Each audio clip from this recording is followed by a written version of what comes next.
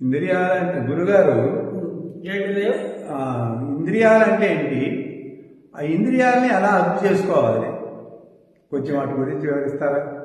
జై సద్గురు గురుదేవ్, జై వేదమాత గాయత్రీదేవి నమః. మంచి ప్రశ్న అడిగారు. ఇంద్రియాలు అనగా మనకి కర్మేంద్రియాలు 5 వస్తాయి, జ్ఞానేంద్రియాలు 5 వస్తాయి. కర్మేంద్రియాలంటే ఎప్పుడు పనిచేసే అంటే ఏం చెప్తుంది? మనసు, బుద్ధి, చిత్త, అహంకారాలు ఏదైతే పనిచేస్తున్నాయో ఎప్పుడు కర్మ చేస్తుంటాయి. అంటే 2 వచ్చేసి పాని అంటే చేతులు, పాదాలు అంటే కాళ్ళు, గుదము, గూహ్యం ఈ కర్మేంద్రియాలు అంటే ఎప్పుడూ చేస్తూ ఉంటాయి. గుదము, గూహ్యం అంటే మన ద్వారా మనం పోవాల్సిందే, యూరియం పోయేదాన్ని ఏం పోవాల్సిందే, కంటితో చూడాల్సిందే, చేతులు పనిచేయాల్సిందే, కాళ్ళు నడిపేయాల్సిందే. అవి కర్మేంద్రియాలు. జ్ఞానేంద్రియాలు చూపు, మనం చూస్తున్నాం, వింటున్నాం, మాట్లాడగలుగుతున్నాం, మనసుతో గ్రహించగలుగుతున్నాం. ఇవన్నీ కూడా జ్ఞానేంద్రియాలు. కర్మేంద్రియాలు, జ్ఞానేంద్రియాలు. వీటిని మనం అదుపు చేయటం. అందుకని దీన్ని ఏమంటారా? దశేంద్రియాలు అంటారు. అంటే 10 ఇంద్రియాలు ఎక్కువ పనిచేసే ఇవే. కాబట్టి వీటిని మనం ఎట్లా అదుపు చేయాలి అంటున్నాం. ఉదాహరణకి చిన్న మాట చెప్తున్నాం మీకు.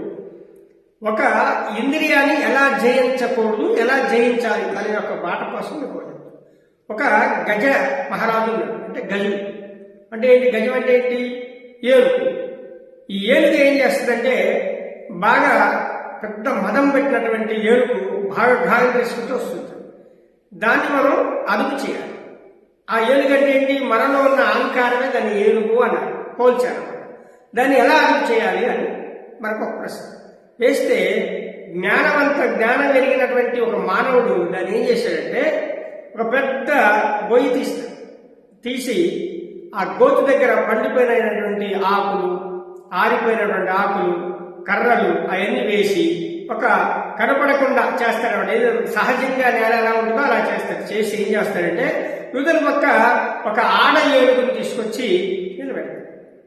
అప్పుడు ఆ ఏనుగు ఏం చేస్తుంది? గబగబ వచ్చేసి అక్కడున్న అవతల పక్క ఉన్నటువంటి ఏనుగుని మాత్రమే చూస్తుంది. చూసి కింద గొయ్యి ఉన్నదనే సంగతి దాని నిజస్వరూపం మర్చిపోయి ఏం చేస్తే గబగబా స్పర్శ జ్ఞానాన్ని పొందాలి. అంటే స్పర్శని దాన్ని పట్టుకోవాలి, దాన్ని అనుభవించాలి. అది తప్ప నా కింద ఏముంది అనేది దాని యొక్క మనస్తత్వాన్ని కోల్పోయి గబగబా దాన్ని చూసుకుంటూ వచ్చా గొయ్యిలో పడిపోయింది. ఆ గొయ్యిలో పడిపోవటం ఏమైంది?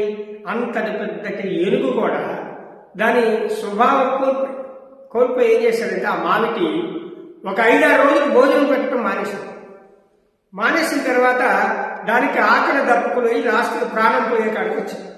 అప్పుడు ఆ మామిటి వచ్చి కర్ర తీసుకుని ఇలా ఊపుతా ఉంటాడు, ఊపమని చెప్తా ఉంటాడు అన్నమాట. ఇలా ఊపితే ఒక చెరుకు గడ్డిస్తుంది.